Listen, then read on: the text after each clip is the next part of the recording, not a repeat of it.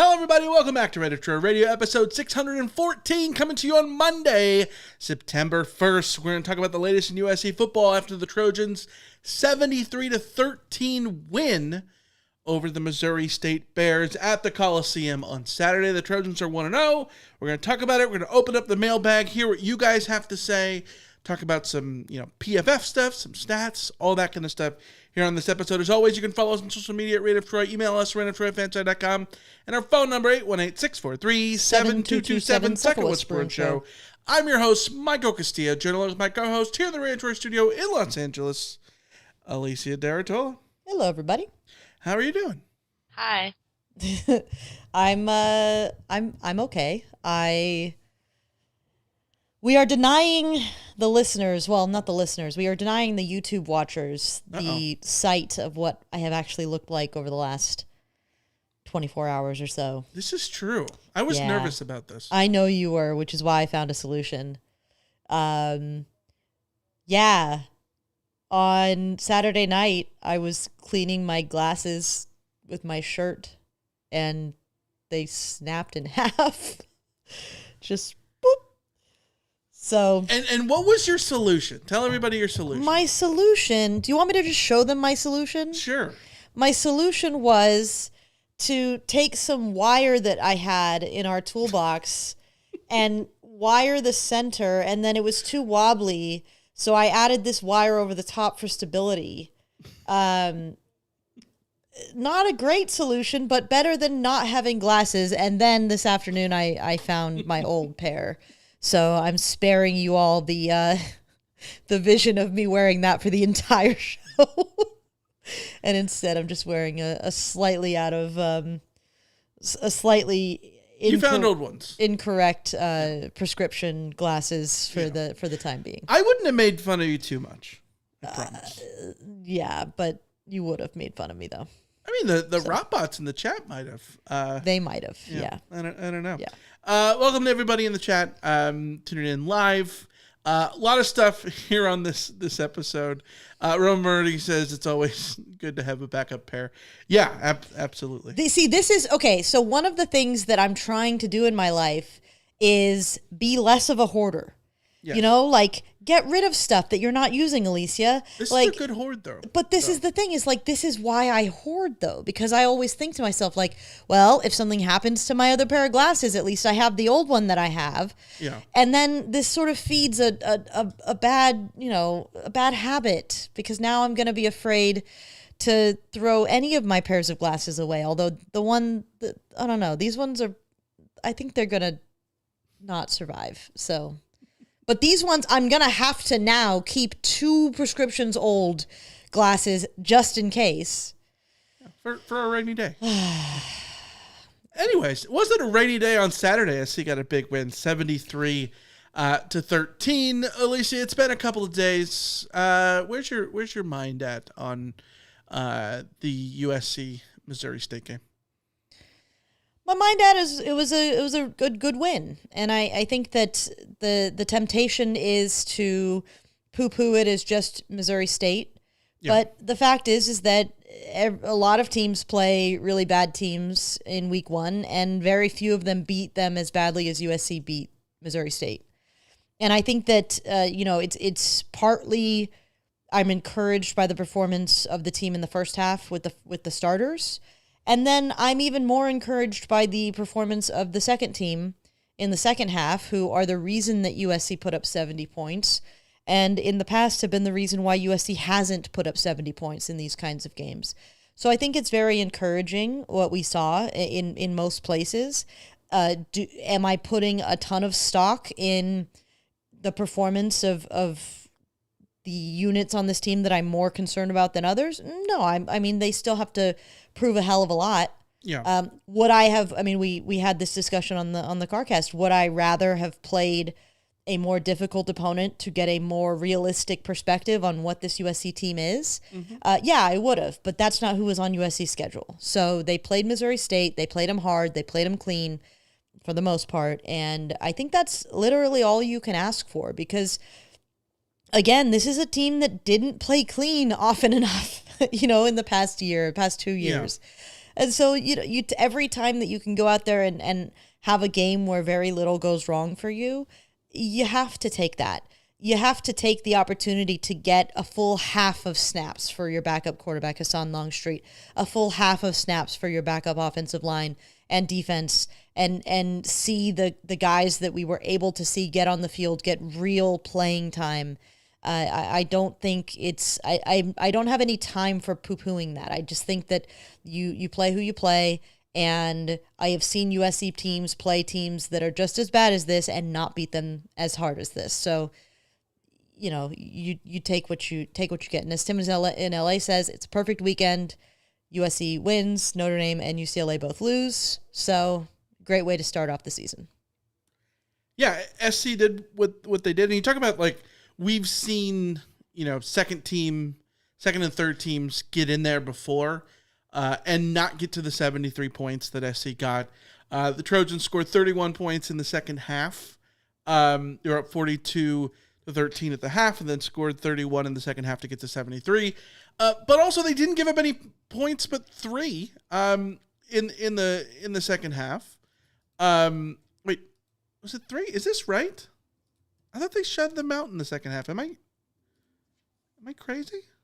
No, Missouri State did get a field goal in the second half. Yeah, it was 10. It was 31-3 in the second half. Either way, they kept them out of the end zone, right? We've seen many a game in which SC has dominated a game, and then in the second half took their foot off the gas, and then you gave up a couple.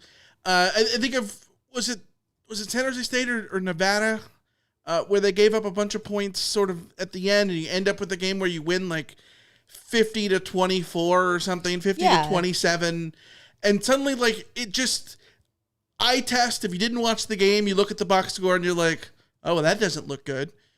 Completely missing the context that, like, of Nevada's plays, 90% of their yards came on 3 plays or whatever, right? Like, yes, Missouri State gets in the end zone. They have the big breakdown on fourth down.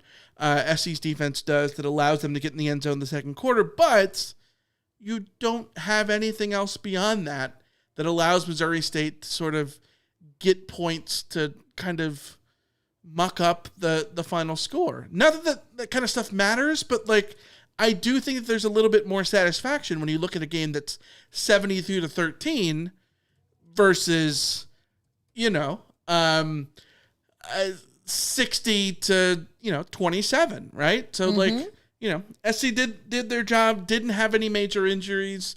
The only complaints you can have is with the first team defense for giving up that touchdown.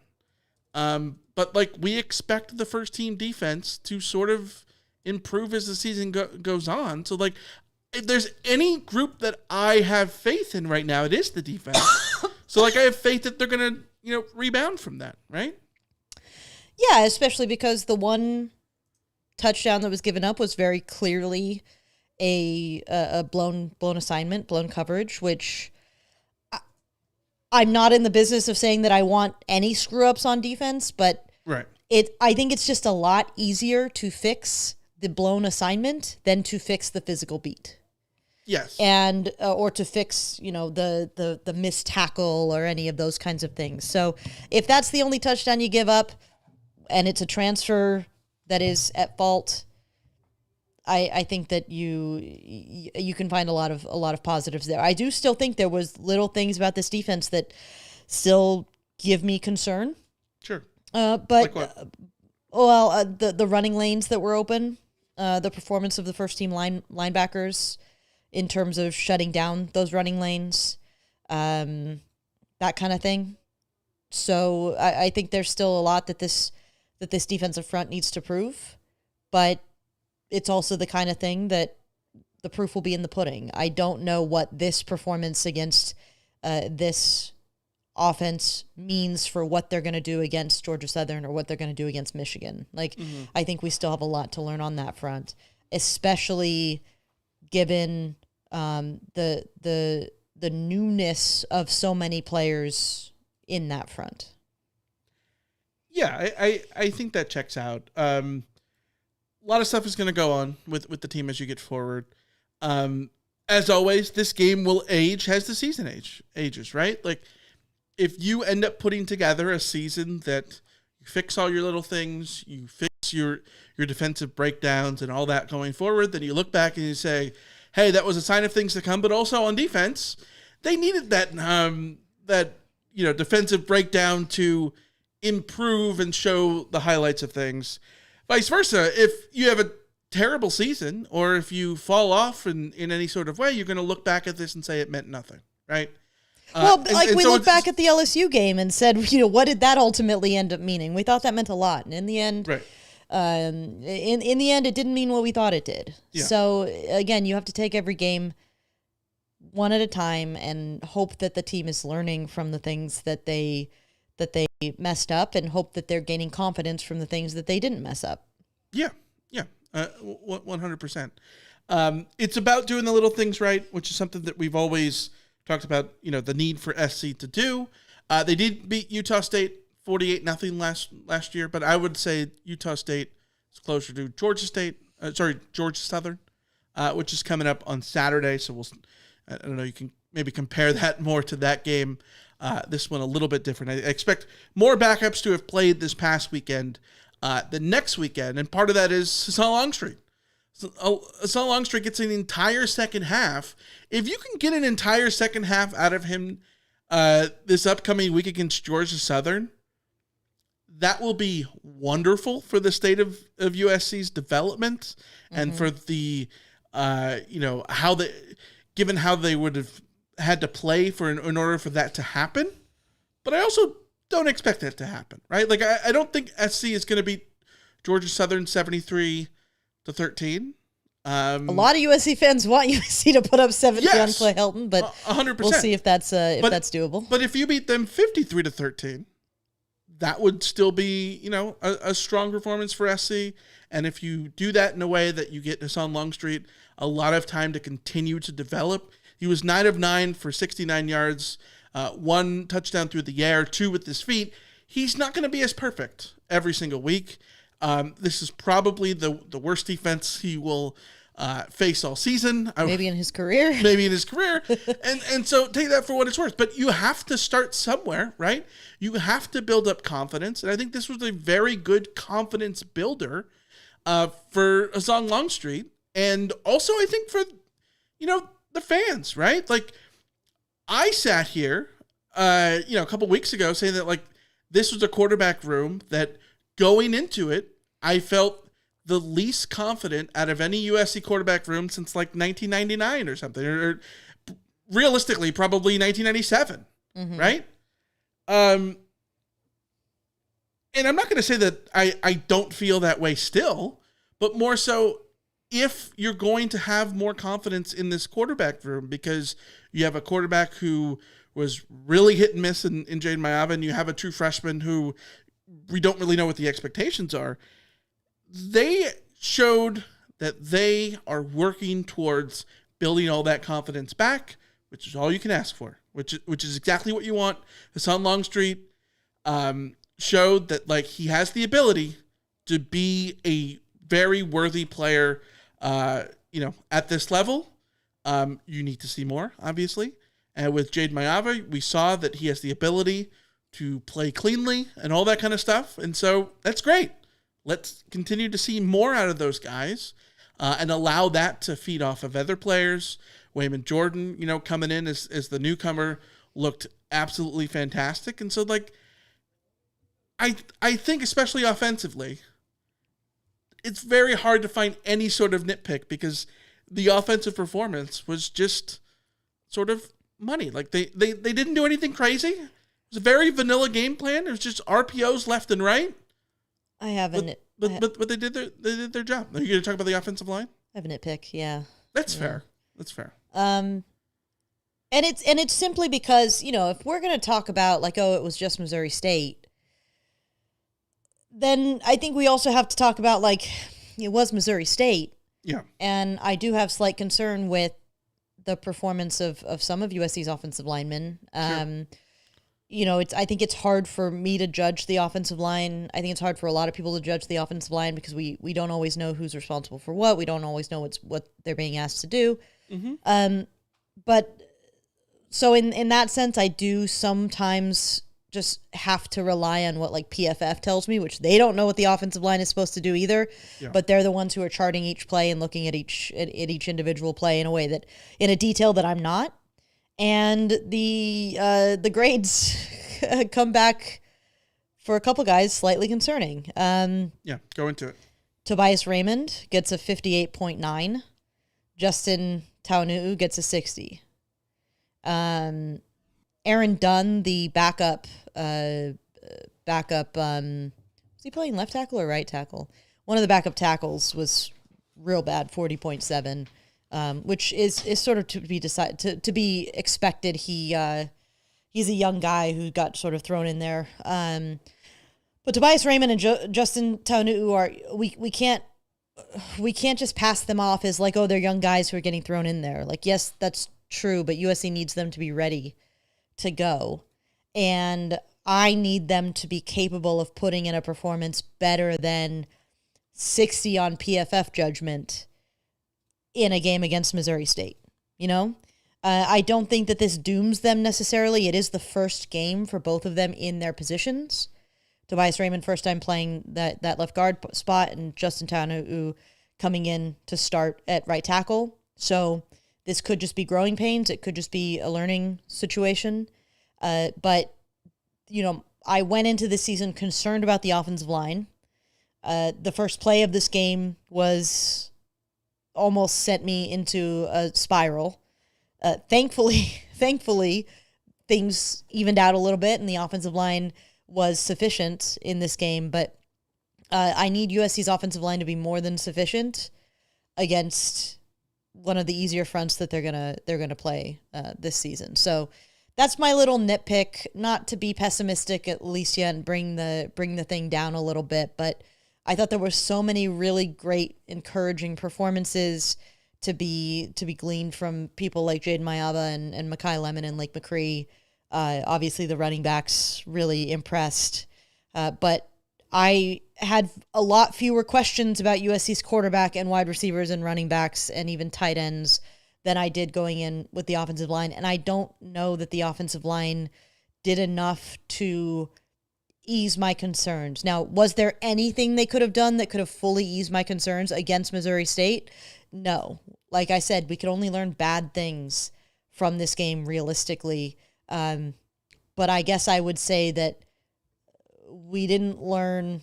I mean, we're a little bit closer to learning bad things based on sort of these performances than the other way around. So I don't know. I think if nothing else, it's very clear that USC's offensive line needs to continue to get better because the toughest battles are yet to come. Yes, it's week one. They're allowed to get better as the season goes on. This is the plus side of the way the schedule works out. 100%. At the same time, I think you want them to maybe start from a position that's a little bit better, but at the same time, they had the mistakes in the first play of the game, and then the starting line got better as you went on. Also, if you're going to nitpick guys like Aaron Dunn, which is like valid. I'm not going to sit here and say that you're wrong to do so, but also like that's way more about the quality of USC's depth. Like we're Aaron Dunn should not be playing as the second team offensive lineman for USC. Like to be totally fair to him, it is unfair to him that he's being thrown in at this stage in his career in that spot. But the fact that he has to be thrown in there in that spot says a lot about the depth that USC has available to them on the offensive line and the reality of what the offensive line, of what the challenge that the offensive line has in front of them this year. Yeah, and SC's 2s and 3s, even 4s in some cases, were going up against Missouri State's 1s. Missouri State didn't empty the bench until late in the fourth quarter. So they had their guys going full beans for most of this game, and more power to them. If you're Missouri State, you need to get those guys thrown in the fire and gel and all that stuff against an FBS level team and get all your reps in. At the same time, do I think that SC's 3rd and 4th team should be better than Missouri State? Yes, and they proved that they were. At the same time, Missouri State's 1s have a lot of, we talked about it, they don't have that many transfers who have come in and won starting jobs. And so they have a lot of guys who have been around, who have more chemistry and all that stuff than SC does. And SC's second and third and fourth teamers still performed admirably and outscored them 31-3. This is the problem. We're not talking about second or about third or fourth teamers. Yeah. Elijah Vicona and Aaron Dunn are the options behind for sure Elijah Page and Justin Taunu. Yeah. I mean, I get okay. Let's say there's an injury. Knock on wood. I imagine Tobias Raymond kicks out to one of the tackle spots, regardless of what tackle is out. Yeah. And you then turn to you're more likely to turn to somebody like Micah Benuelos or Kaylon Miller than you are, in a realistic sense, to turn to Alex Payne or Elijah Vicona. But that's just one injury. You're now 2 injuries away from, okay, how many more times can you kick somebody out before you have to say, okay, if an injury happens to 2 tackles, now you are forced to play one of Elijah Vicona or Aaron Dunn. And it's just not a position I want USC to be in. It's a position that worries me. And this game sort of represented for me why that worries me. Because, like I said, it is not particularly fair to the true freshman offensive lineman to be walking this tightrope. But also, I don't want to, I'm not trying to doomsday. I'm not trying to be Cassandra here or anything like that. I'm just saying, if I have Cassandra? One thing to nitpick, you don't know, Michael. Like Cassandra from Big Brother 1 had a Cassandra? Rest in peace, by the way. I think she passed away. Cassandra is the seer whose prophecies nobody listened to her. Is this like a religious thing? No, this is a Greek. This is an ancient figure. I mean, she religious thing. Yeah. Her prophecies were disregarded because they were so horrifying to the people that she told them to. So nobody listened to Cassandra's warnings because no one wanted to believe that things could get that bad. Sure. So that's Cassandra. No, I hear you. I'm just not going to sit here and have my opinion of the game soured by no. What a backup offensive lineman does in their first career game. No, you know what I mean? No. So yeah, I think SC answered the bell in a way that basically no other team has so far this season. And the reason I said that is because I went through some statistics here. Here's some cool stats from week 1. Through 1 week, mind you, this excludes tonight's TCU North Carolina game, so take that for what it's worth. But USC leads the nation in scoring. They're the only team to score 70 points so far this year. They scored 73. They lead the nation in yards per play, 10.47 yards per play. They're the only team to have a yards per play average above 10. They lead the country in third down rate at 85.7. SC's best rate since going 8 of 9 against ASU back in 2022 with Caleb Williams. That was the Caleb Williams game where you first really saw how good he is at those sidearm passes. He threw a insane pass against ASU that game.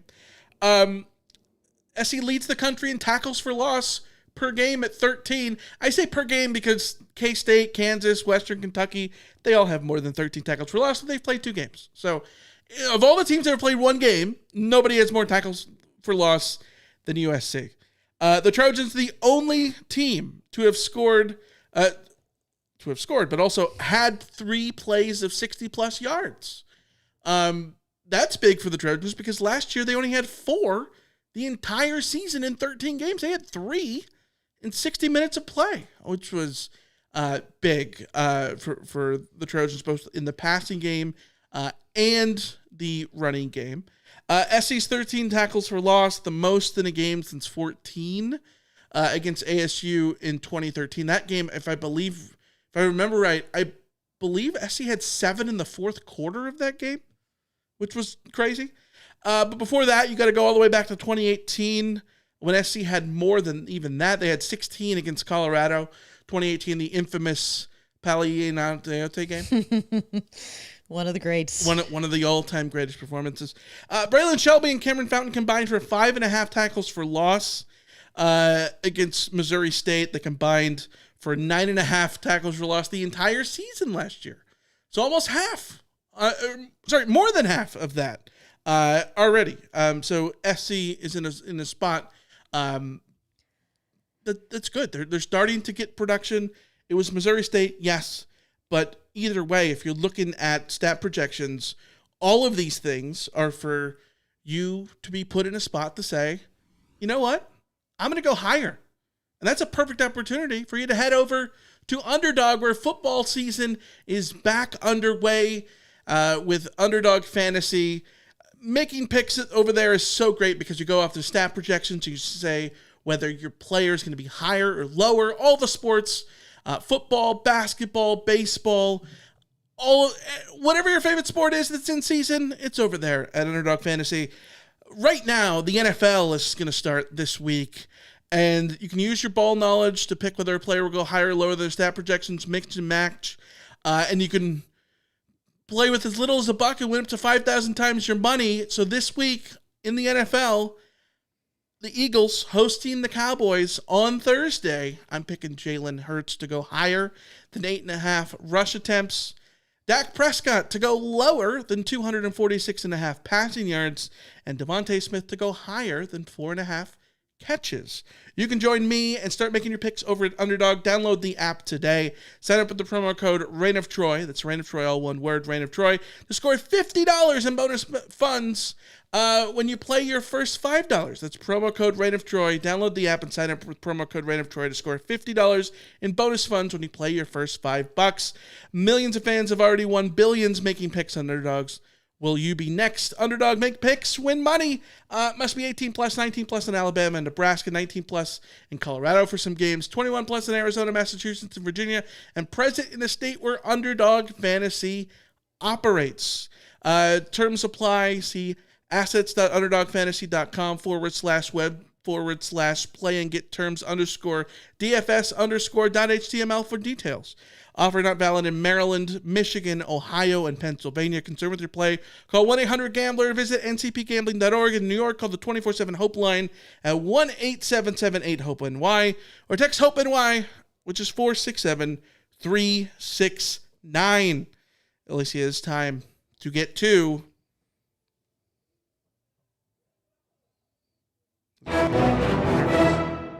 the Rotometer. Alicia, after the CarCast, we set the Rotometer at about 6.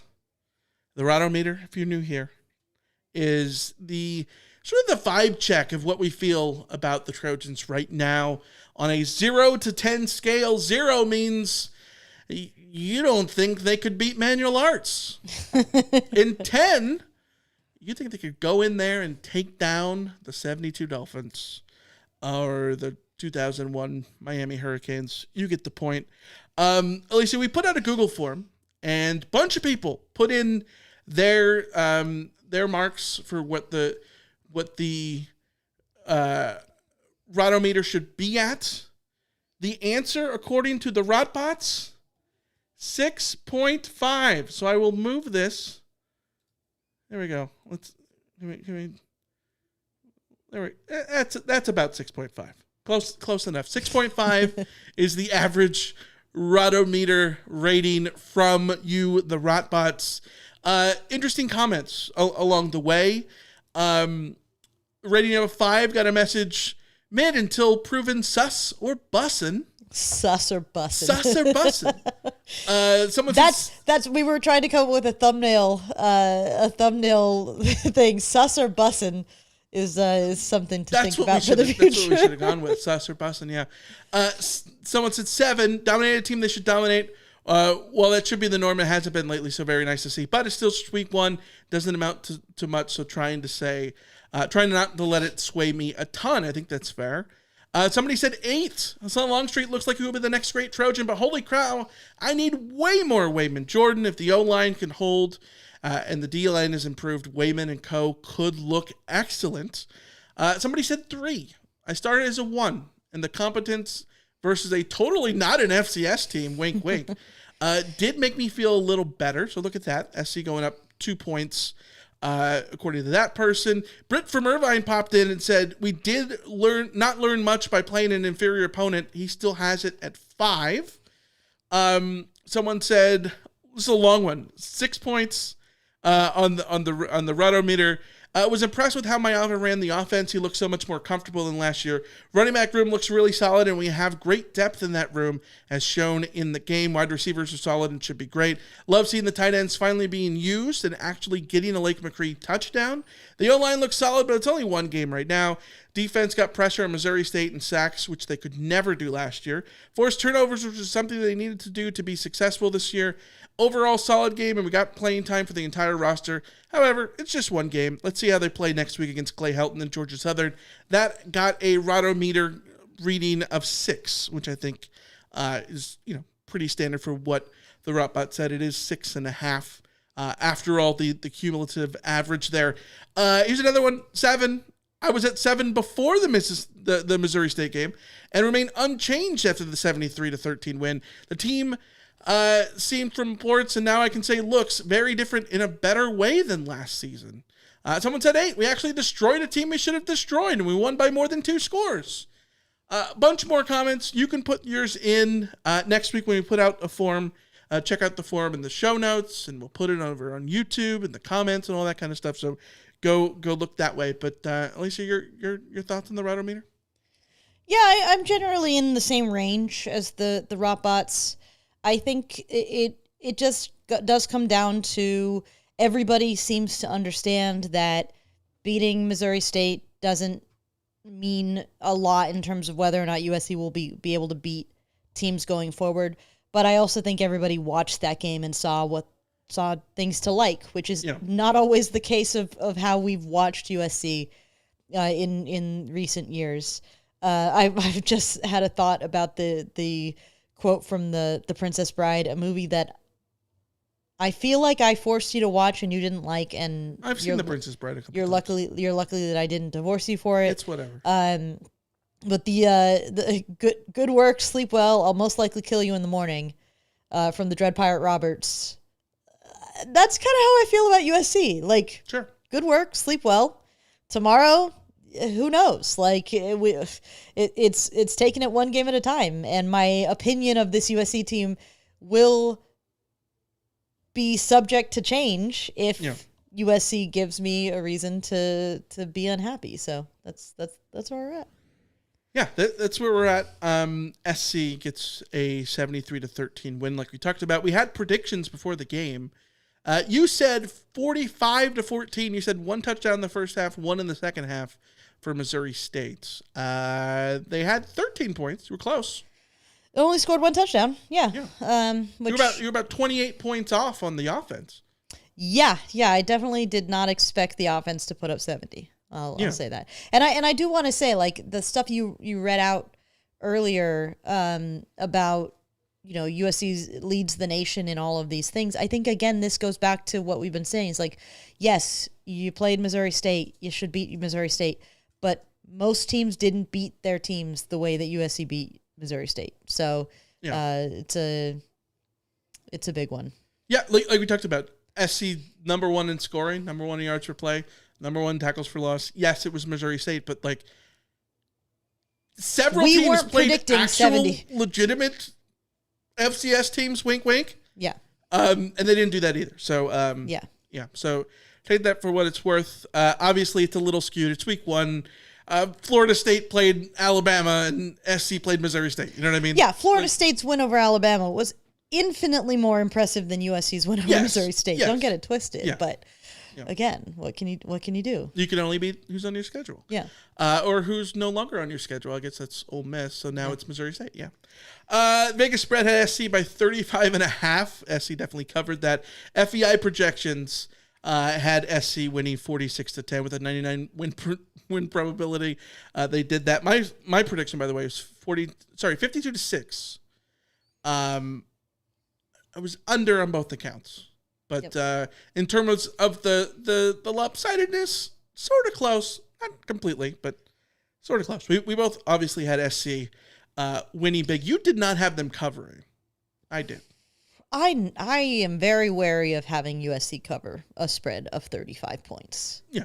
Because USC could have had a really good win and it be a 30-point win, Like, I just am wary of those big spreads. Maybe ever since Stanford beat USC as a 40-point underdog. It's guard. I never watched that game, and I don't know what you're talking about. I was at home crying my eyes out because the Cubs got swept by the D-backs. Yep. Yeah. But. All right. You've got a new segment. We need to get a drop for this. we need one. Let's do it. Stalking our exes. Dun, dun, dun, dun. There you go. Yeah, in the age of the transfer portal, I feel like we just need to check in on the players that USC let go or lost every once in a while, if not every week. So run through this real quick. Marion Peterson at UTSA had 6 carries for 26 yards in a loss to Texas A&M. Emmanuel Pregnon left Oregon's win over Montana State with an injury, and as far as I could tell on Monday evening, still had no update on the severity of that injury. Zachariah Branch of I think the most interesting transfer out of USC this season had a hell of a debut for Georgia. 3 catches, 95 yards, a touchdown. He loves his debut games. He did. PFF rating of 91.6. So he does love his debut games. As I sent to our group chat, I will not overreact to what Zachariah Branch did against Marshall. I will not overreact to what Zachariah Branch did against Marshall. It was also a good day for his brother, Zion Branch. He led Georgia with 7 tackles. Only played 22 snaps, but 7 tackles. So good for him. Rajon Davis had 6 tackles, tackle for loss, and a QB hurry in Oregon State's loss to Cal. Deuce Robinson had 2 catches for 18 yards in Florida State's win over Alabama. His PFF rating was 55.3, probably heavily induced by a noteworthy drop in that game. Kate Eldridge started for Washington, scored a rushing touchdown against Colorado State in that win.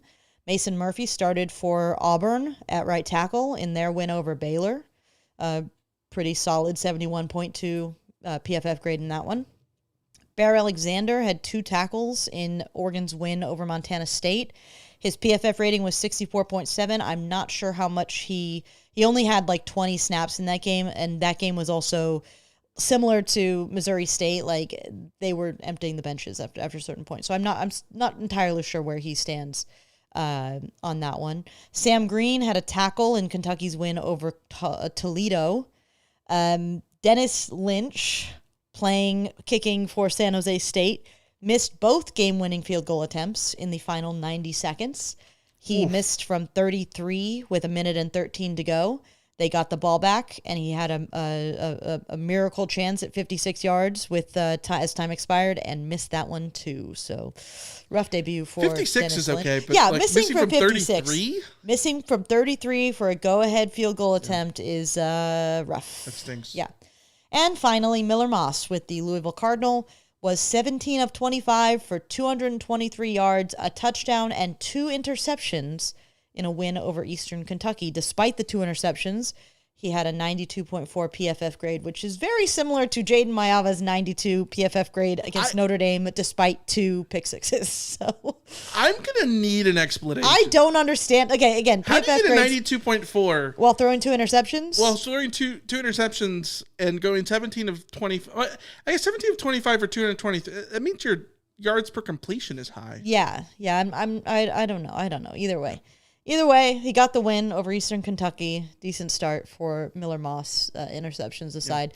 So, Eastern Kentucky and FCS school. Yeah, and any transfers that I didn't mention simply didn't pull. Either I could find no evidence of them playing.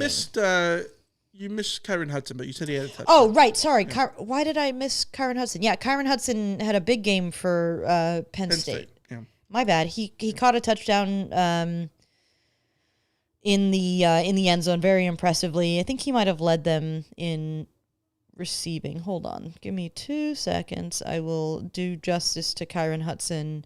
He had 6 catches, 89 yards, and a touchdown.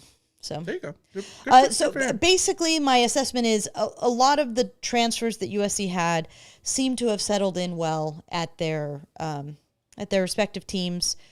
Week 1, we'll see what they do from there. Hey, we'll see how much USC is regretting letting some of these guys go.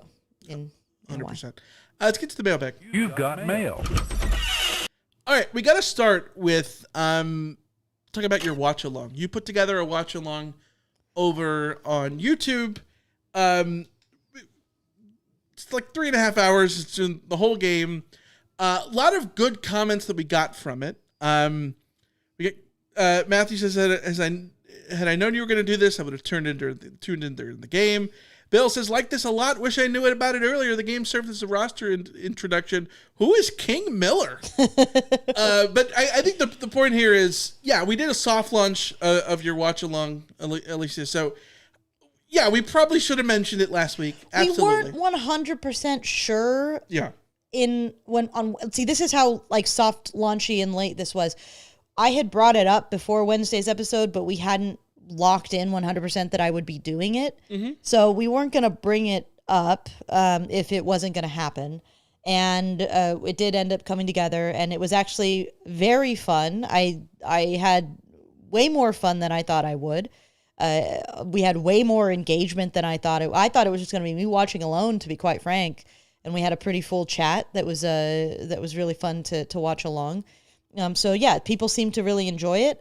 We will be doing it going forward for games. So if you're not going to the game and if you're hanging out at home and want to hear some additional commentary aside from whoever is calling the game, then come over and hang out. I'm watching on camera, so you can see me go through various stages of Cheryl-ness.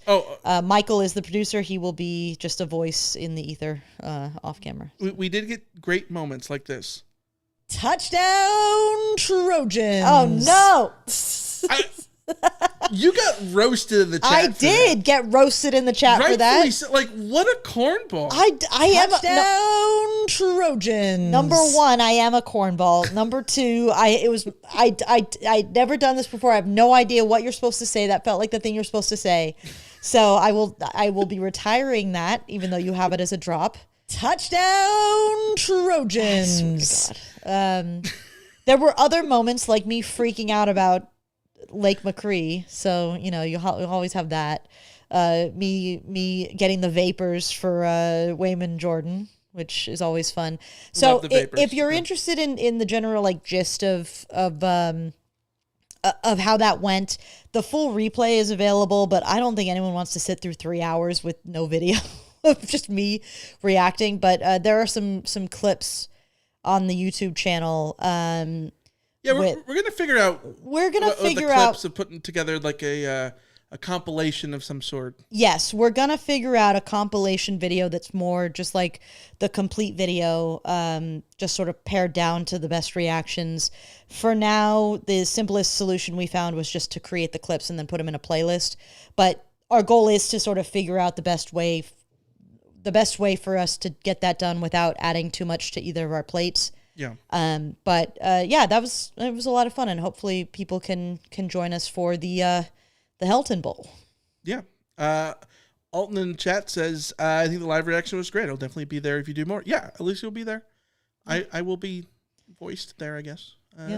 Saturday. And who knows? We might have more Badger cameos, because apparently when I get excited about football, he gets excited about me. Well, you know what happens? He hears this. Touchdown Trojans. And he knows what to do. He knows what that means. Yeah. Okay. Sorry. One more time. Touchdown Trojans. I hate you so much. All right. Tony called the Rant Line. Here's what he said. Michael, Alicia, this is Tony from Denora, PA. Very impressive game. A lot of positives out of this game today, but I'm tempering my excitement. We did what we were supposed to do, take care of a weaker opponent, dominate them. So let's get ready for game 2. Fight on. Thanks for the call, Tony. As always, perfectly succinct. Yep, no arguments there. No notes. Here's Dave in Orange County. Radio Detroit Radio. What's up? This is Dave from the OC. Man, let's see. It's been a minute. See if I still know how to do this. All right. USC football season has started again. I wish I could say I'm super pumped. I wish I could say that I have all the passion and desire and vigor for this season that's coming up. And I was offered free tickets to go to the game today, and I just politely passed. No, that's right. I'm good. It's just with the transfer rules and everybody coming and going, it's hard for me to just find that passion for the game. Like, who's even on our team now? But a 73-13 victory does kind of help with that feeling, getting that little bit of feeling back in the old loins there. It's great to see a USC just dominate like we're supposed to dominate. It's great to see a USC team do so well that we got to put on our backup players, to start the second half. I mean, that's just like good old times. So we keep this up, then I might just be clamoring. I might just be making an appearance at the old Coliseum to celebrate and to partake in the passion and the pageantry, if you will, of USC football. Lincoln Riley finally, putting some stuff together again, making the offense look, competent. Mind you, it's just against Mo State. I guess that's a thing. You play against the people who line up against you, and you just show out. And the way we played today, just a step in the right direction. Let's take it again to next week. Let's do our thing and take the next step. I would really love to get passionate, and I would really love to get behind our boys. So I'll be watching, and of course I'll be watching Rain Detroit. It's great to have you guys back. It's great to partake in a car cast with you guys. So I look forward to celebrate with all the Rotbots for the next week's game. Beat Clay Helton. That just feels good to say. Fight out. Thanks for the call, Dave. As always, so many thoughts here. I completely resonate with the thought of I don't want to go too far down, and he didn't do this either. But I don't want to go too far down the old man yells at cloud thing about.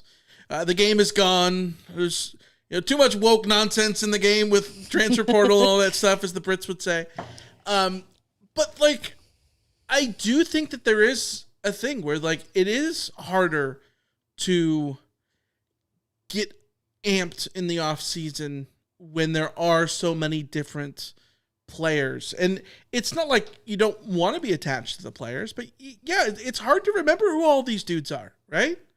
Especially with it's already a sport where you have to learn who your new quarterback is every couple years. But now when you have to learn who your new everything is potentially every single season, that makes it harder. It makes it harder to grasp on, which is why I think now is even more important to do the college football thing of it really is laundry over person underneath that laundry, right? Mm-hmm. Well, it sucks because I totally agree. It's hard to get invested in the players that are there because they could always leave. It's hard to learn a new roster completely every single season, and it's hard to go into. It's hard to get excited going into a season when realistically most fans probably don't know 50% of this roster, if not more than 50% of this roster. Not our listeners. Our listeners know everything. No, but this is one thing I was going to say too. Realistically, the people who listen to this show are probably in the top 5% of USC fans. Oh, 1,000%. Anybody who listens to a team specific podcast about their team is not the average fan, right? Right. Yeah. So Dave, we've known now a long time. Dave is a USC fan through and through. Dave went to our wedding. He went to our wedding, yes.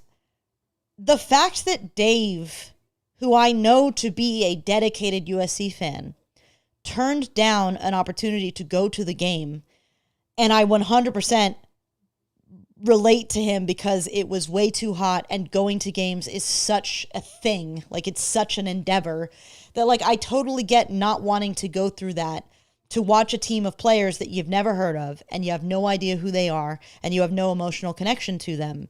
And that's the sad thing about college football today. My counterpoint is that there is also something fun about being able to watch a game and have people go wow, Wayman Jordan. Our first look at Wayman Jordan was electric. Yeah. Our first look at Bishop Fitzgerald, who was USC's highest rated player in that game. electric, like awesome debuts for those transfers. He makes me drool. So the sort of counterpoint here is that I think that we focus a lot on the guys who leave when maybe we need to reframe our view and sort of enjoy introductions to these new players who we've never seen before and get to sort of light up our days a little bit like that. But so much of this comes back to USC giving fans a reason to tune in and to be invested. And this is the thing that I've been talking about now for, over a decade, that USC needs to be wary of. And to be fair, USC is now investing to a degree that, like, clearly they're trying to fix this problem. But you get to a point where if you aren't making football fun for your fans, you will lose your fans, because following football the way that you and I or Dave in Orange County or anyone who's listening to this show, the way that we follow football is so demanding of our time, of our energy, of our emotions, all of that, that, like, it does get to a point where you a team can convince you that they're not worth all of that energy. And once you unhook and say, you know what, I'm not going to go to this game, it gets easier to say I'm not going to go to the next game, and it gets easier to say I'm not going to renew my season tickets, and it gets easier to find other things to do on a Saturday. That is the sort of market reaction to a team that isn't living up to what they. It's me in F1 this year.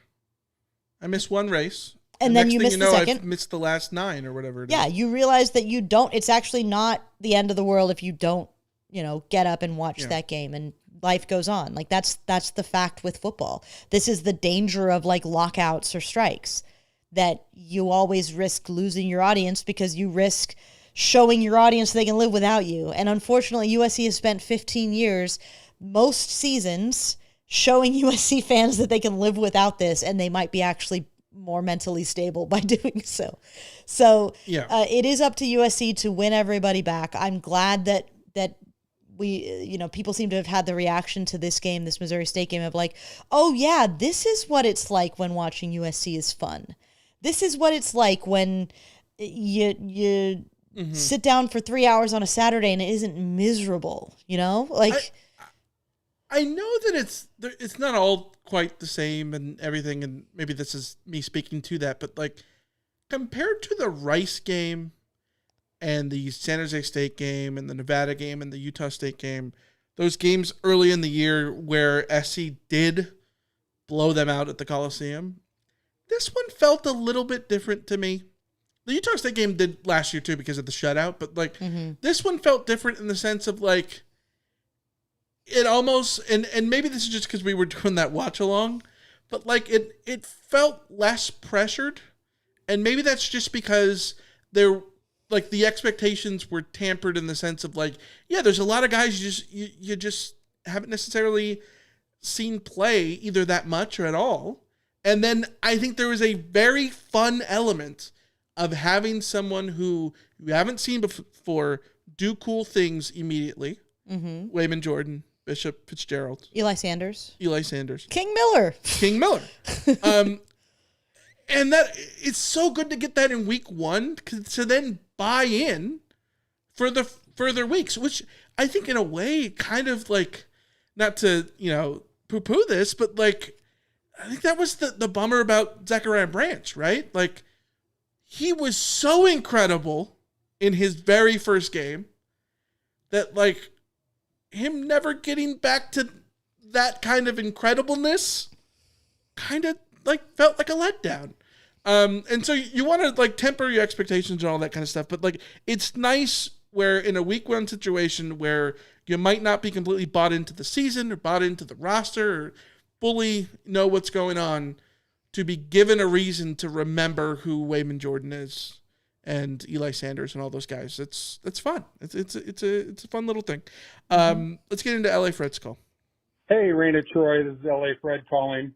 SC got off to a good start Saturday with the 73-13 win, but I'm seeing a lot of mixed bag from the Trojan faithful out there. Lots are happy with what they saw, myself included, while there's a big contingency of those trying to poo-poo the win just because it was against Missouri State. We all know the level of competition wasn't the highest, but that's not the fault of the players of the team. Saturday was supposed to be leg number 1 of the home and home against Ole Miss. But just because it wasn't, doesn't mean there aren't positives to be gleaned from this game. Mayava looked to me to be a year stronger and quicker with his decision-making. Lincoln Riley once again seems to have scored a home run in the transfer portal and recruiting of the running back room. Hell, we even saw a walk-on named King run for a 75-yard touchdown. Kobe and Mackay look to be the part of a dominating wide receiver duo. We saw Lake McCree uninjured and make a big play. And we got our first glimpse of Hassan Longstreet as the future playmaking quarterback for this offense. The defense looked bigger, stronger, and dare I say faster than last year. I know it's Missouri State. I get that whole thing. But guys weren't missing tackles. Hell, I can remember last year when we had a stat saying when was the first sack by a starting defensive lineman going to come. We saw Riley and Danton Lynn call several timeouts on the defensive side at the close of the first half, trying to save some time for the offense in case we got the ball back. Dare I say, huge clock management improvement? Question mark. All in all, I thought it was a good performance from the first string guys. Enjoy your Labor Day, Rot. Beat the Eagles. Fight on, everybody. Yeah. Thorough. West Texas Mike says, is he the Red and Troy correspondent for the content? LA Fred might as well be. LA Fred is great. Yes. LA Fred absolutely nailed it, I think. And that's, yeah, I think that you have to be able to enjoy this kind of game and glean the positives from this kind of game. If things are going to be bad later on, we will have plenty of time to talk about the things that are bad. You know? I agree, especially about Jaden Mayava. One thing I've been saying a lot to other people is like, I think I even said this to you, Michael, like, you think about our experience of Jaden Mayava was almost exclusively against good defenses last year. Yeah. And it was nice to see him in just a comfortable state, looking comfortable, looking confident, looking like he just, that the world was his oyster. And I think last season it would have been really hard for him to just get thrown in that context and show that kind of confidence, given that he was playing good defenses for the most part and replacing a starter midseason, taking over in a season when USC was not bowl eligible yet. This game, we got to just see him so much more relaxed, I think. And a relaxed Jaden Mayava seems to me a much better quarterback than than whatever he was in the first 3 quarterbacks against Texas A&M. So I'm very pleased with that. I think confidence is so important. And so, yes, did you learn whether or not this team actually could put together a Big Ten championship run? No, absolutely not. You didn't learn that. And there was no way you were going to learn that anyways, right? At the same time, I do think that one of the reasons that, to go off our YouTube title, why this game matters, is that you needed to find a way to let your players exude confidence. And I don't think there's a single player on the roster who goes into week 2 feeling less confident than the week before. Mm-hmm. Even the defense, if you want to say that, the breakdown on defense, those guys, I don't think they're feeling less confident going into week 2. The offensive linemen who maybe didn't have the greatest of games on the second and third team, I don't think they're feeling worse about themselves because they got in there, right? Like, they got a lot of run, which is what you need. You need to be, in there before you can be great, right? And so Hassan Longstreet feels really good about himself. Jaden Mayava feels really good about himself. Tim in the chat points out to Nook Hines. Add him to the list of people who need credit. Multiple times we had big plays. He was the fastest guy on the field. Holland asked to go find work and make downfield blocks. Yeah, all those guys, I think, feel good about themselves. When Jacoby Lane did not have a big game at all, but he had one of my favorite moments in this game, absolutely destroying the spirit of a defensive back to spring. I believe it was Eli Sanders' touchdown run. So, there were a lot of guys doing the thankless jobs, and those thankless jobs are the ones that win you games in the end. 100%. Let's go to an email we got from Big Poppy 55. Hello. This came from before the game.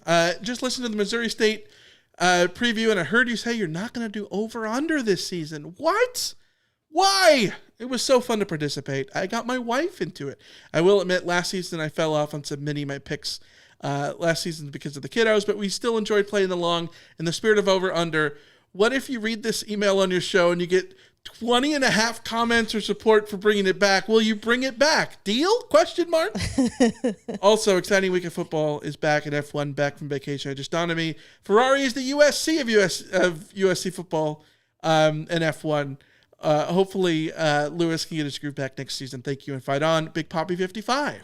Big Poppy, the Ferrari is USC hits so hard in the worst of ways, but it is so true. It is so very true.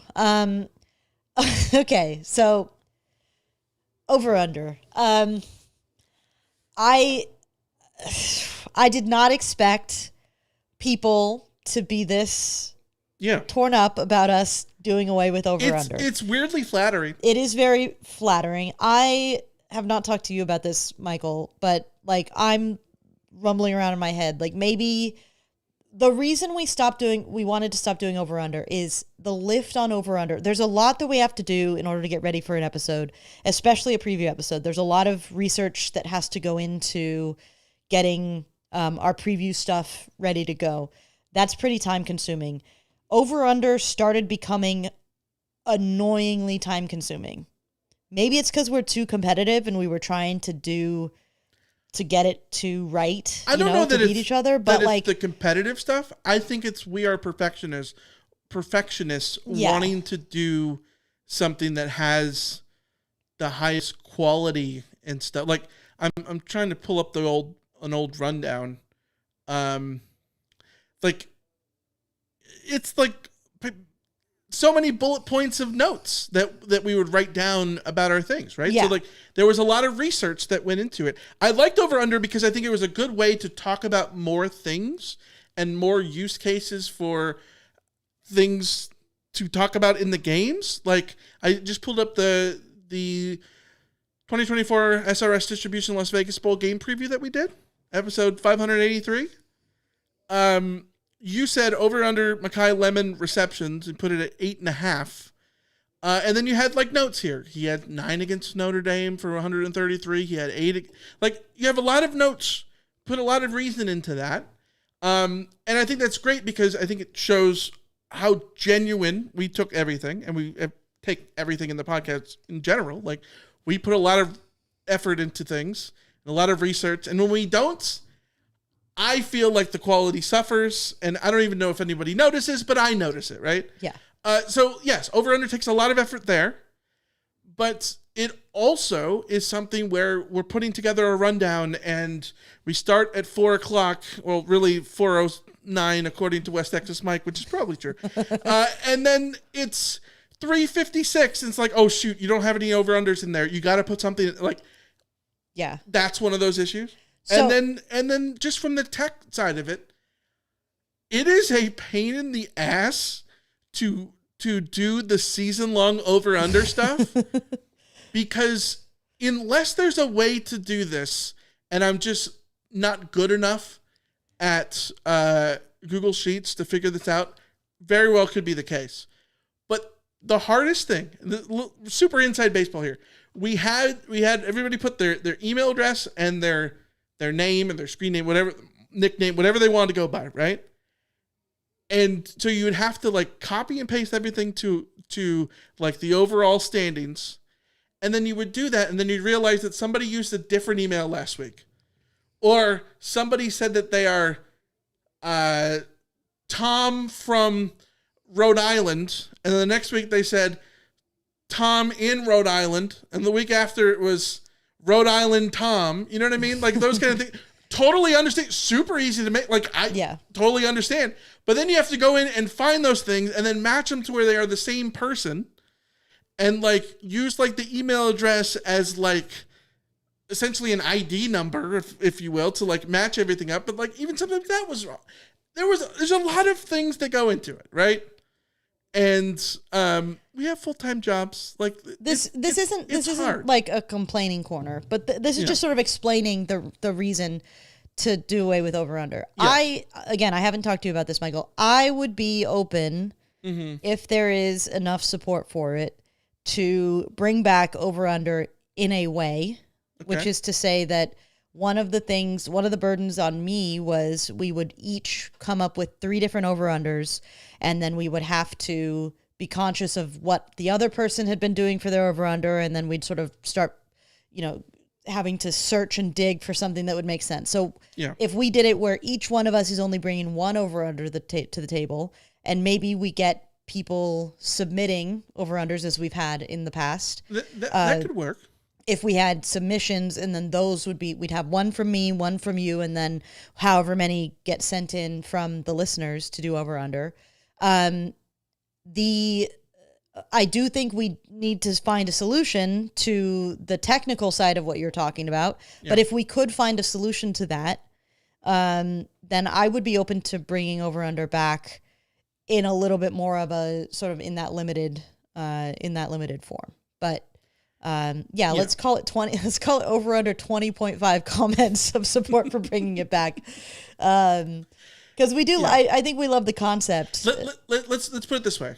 Let's give it another week and see how much buzz there is for over under. Yeah, and if there's a lot of buzz, then we bring it for the Big Ten season against Purdue.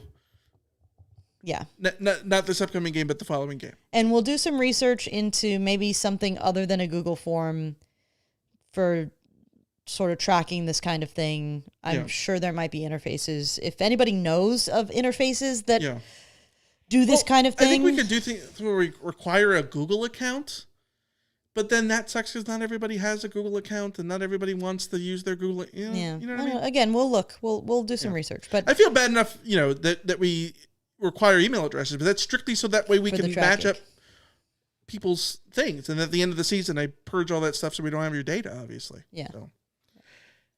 Yeah. But no, we appreciate it. Also, all of this stuff about over under, like I said, like it is weirdly flattering because I didn't think people cared that much. I know people did it, but like you never think that people, like when we stopped doing the year that we didn't have the Rant Line, nobody said anything all season, and like my heart was broken. Like I thought, like nobody cared, nobody liked it. It didn't matter. Nobody said anything. And then for over under, it's like we got Big Poppy, we got Scotty C writing in, Vince has sent us stuff on Discord, and Samuel from South Carolina. We've got so many things about over under. So we appreciate that. We appreciate you guys. Yeah. We'll see if we can figure it out. Yeah, absolutely. All right, and speaking of one thing I love about the Rotometer, I've got it fully automated, baby. I mean, that's the other thing is if people have ideas for how to fully automate this, that's always the way to do it as far as sheets do. Yeah. Actually, it says do the over under, but you can't look up stats. Well, I think there's a certain level of like discipline that Michael and I would have to have. Yeah. I also think if we're each only doing one, like for me, it was never about getting one. It was always the third one that I was like, hell if I know, I don't know. Yeah. So, yeah. Funny how MC says, what was the average participation? It would vary. Like you'd end up with some games where 20 people did it, and you'd end up with some games where over 100 people did it. And so like it varied in that sense. And I always think of like when you talk about like sales, if you put out if you have a 1% hit rate on something, then that's good. Like in terms of like Patreon supporters or like subscribers on YouTube or whatever, they always say that if you get if you're anywhere close to like 2.5 to 3% of your listeners join that is considered very good, because it's always the people who listen to podcasts are already the 1% of USC football fans that are super hardcore, right? Yeah. And then the 1% of those people that listen are your individual hardcore people, right? And like the 1% of those people are the ones that play the over-under game. You know what I mean? Yeah. Not literally one. You get my point. So like, yeah, when we had 100 people playing every week, it doesn't sound like that much, but it is a lot of people. Yeah. So wouldn't always be 100, but yeah. So all right, we're gonna wrap things up. We'll be back Wednesday, 4 p.m. Pacific, September 3rd, to preview USC and Georgia Southern. Gasso, as they would say. Go Gator. Go Gator. Go. I need to look up what that means. I know what Go Gator means, like I have no idea what that the means. politician that after Florida won the national championship in 2007 or whatever it was, 2006, and said Go Gator. I know what that means. That was a Florida politician that did that. It might have been 2008. But what does it mean? The Go Gator that's on the Georgia Southern uniforms. I don't know. Google is telling me that it might mean go all the way, but I don't understand. I don't know. Go all the way, Georgia Southern is not a standard phrase. However, you are likely referring to the university's motto, GATA, which stands for Get After Their Asses. Get after their asses. That makes way more sense. Okay. So do you pronounce it Gata? Go Gata. Is it Gata? Gata. Or is it just GATA? We need to reach out to Georgia Gata Southern now people. takes on different meanings across the university, such as get after those academics. Oh, that's cute. Oh boy. It's like SC and putting SC in everything. Yeah, like scarred Sconnect. and Sconnect and Yeah, the scarred. Yeah. So the schedule. all right, we'll be back Wednesday to preview that game and so much more. Send us your emails, randomtroyfansite.com. Call into the Rant Line, 818-643-7227. And yeah, until then, we will see ya. See ya. See ya.